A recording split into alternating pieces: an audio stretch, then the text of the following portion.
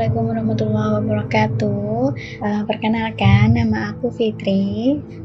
Ini adalah cerita pertama aku yang aku bagikan. Semoga seru, semoga bermanfaat. Aku ceritain pengalaman yang dialami kakak aku. Kenapa aku cerita pengalaman kakak aku, nggak aku sendiri? Karena jujur aja aku tuh orangnya nggak terlalu sensitif sama hal-hal yang berbau mistis atau horor.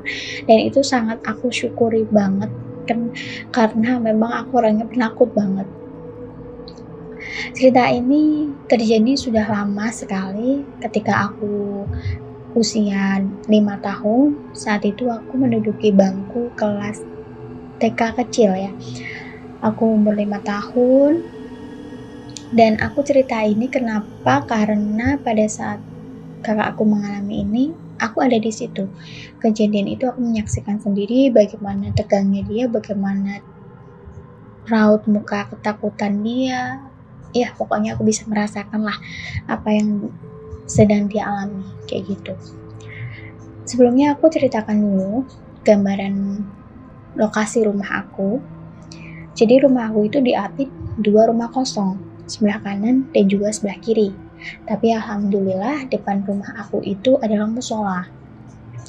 Sebelah kanan aku sebelum rumah kosong itu ada sebuah lengkong. Ada jarak lah antara rumah aku sama rumah kosong itu sekitar 2-3 meter. Nah, lengkong itu sering dibuat jalan ke depan menuju ke belakang rumah, karena di belakang rumah kan juga ada rumah penduduk ya, karena memang tetangga-tetangga yang ada di belakang rumah itu sering lewat lengkong sebelah kanan rumah aku itu untuk menuju ke musola gitu. Nah, selanjutnya ini pengalaman yang dialami kakak aku yang nomor 2 yang berada di kamar belakang. Hari-hari berjalan seperti biasa karena kakak kedua aku itu kerjanya shifting. Pada saat itu dia berangkat siang, pulangnya malam.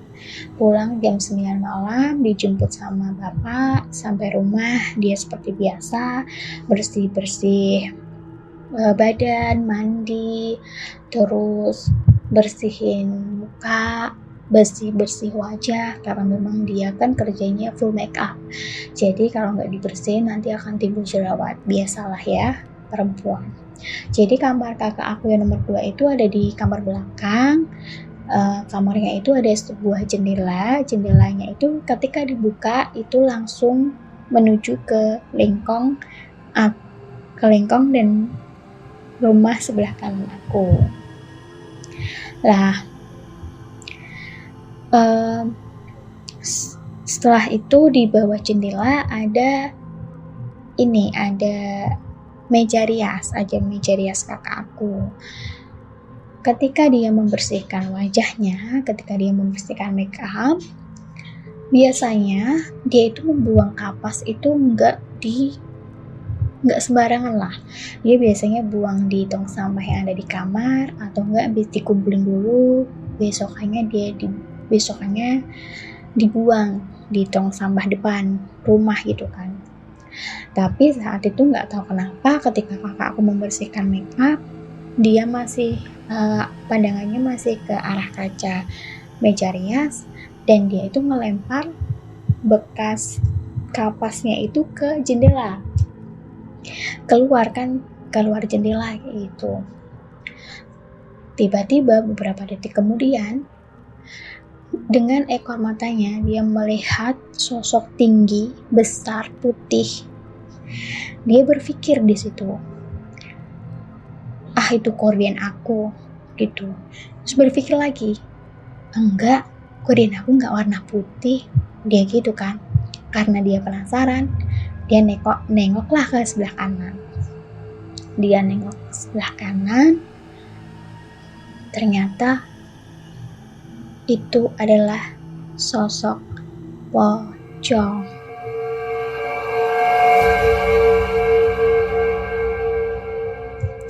Di situ kakak aku nggak bisa teriak, nggak bisa apapun. Dia diam. Setelah beberapa menit, sosok itu hilang.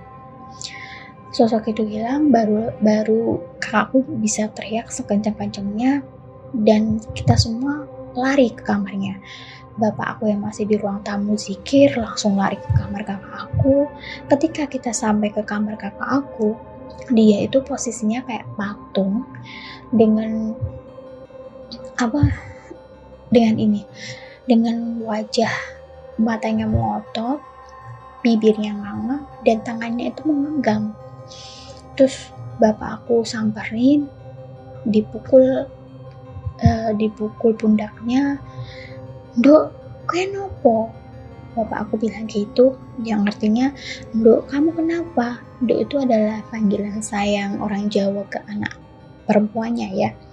Terus baru itu kakak aku bisa sadar. Aku sadar, setelah itu dibawalah ke ruang tamu. Dibawa ke ruang tamu, kakak aku yang nomor 4 diminta untuk menutup jendela kamarnya. Oh iya, sekedar informasi, kakak aku yang pertama itu cowok lagi ditugaskan ke Kalimantan, dan kakak aku yang nomor 3 itu kerjanya kebetulan di luar kota, jadi kita di rumah cuma berenam. Setelah kakak aku dikasih ke ruang tamu, diberi minum air putih, dibaca-bacain ayat suci Al-Quran sama bapak, habis itu disuruh minum, lah disitulah dia mulai tenang, dia mulai bisa tarik nafas, sudah. Dan di situ bapak aku itu nggak tanya sama sekali tadi kamu kenapa, kamu yang kamu lihat apa. Bapak aku nggak tanya sama sekali, tapi kakak aku yang cerita. Kakak aku cerita tadi, dia diceritain semuanya dari awal sampai makhluk itu muncul. Terus untuk menenangkan mungkin untuk menenangkan hati anaknya itu, bapak aku bilang, halah kue halusinasi, kue mau Mbak Susi nganggo rukuh balik seko darus. Bapak aku bilang gitu, yang artinya gini, halah kamu tuh cuma berhalusinasi, itu tadi Mbak Susi yang pakai mukena jalan habis pulang ngaji atau pulang darus dari musola gitu. Lah, tapi kakak aku ya nggak mungkin lah dia kayak ngeyel gitu, nggak mungkin. Nah, kalau Mbak Susi aku tahu gini. Mbak Susi itu ini ya, tetangga belakang rumah yang setiap ke musola itu lewat lingkong sebelah rumah aku itu. Setelah itu ditenangin lagi lah sama bapak, ditenangin, sudah tenang, akhirnya kakak aku tidur di kamar depan bareng sama kakak aku yang nomor 4. Keesokan harinya aku denger nih percakapan ibu sama bapak, bahwa ketika kakak aku itu nutup jendela, dan kakak aku nutup jendela sebelum ini, ketika kita sampai ke kamar kakak aku, ternyata bapak itu memang udah lihat. Ternyata bapak tuh juga lihat ada sosok itu. Cuman bapak nggak mau bilang, takutnya nanti anak-anaknya takut semua kan. Terus bapak aku pesan sama ibu, kita sering-sering sholat di kamar belakang biar nggak ada gangguan-gangguan lagi kayak gitu. Ini ya, sebenarnya rumah aku itu aman. Memang setiap tempat itu ada yang menunggu, cuman alhamdulillah rumah aku itu aman. Yang banyak penghuninya itu memang rumah di sebelah kanan aku. Kedua rumah kanan kiri aku kosong, tapi memang yang banyak penghuninya itu sebelah kanan. Kenapa aku bisa bilang kayak gitu? Karena sebelah kanan aku tuh kan rumah kosong, yang punya rumah itu kan tinggalnya nggak di daerah sini ya. Ketika rumah itu dikontrakan, setiap orang yang tinggal di situ nggak pernah betah.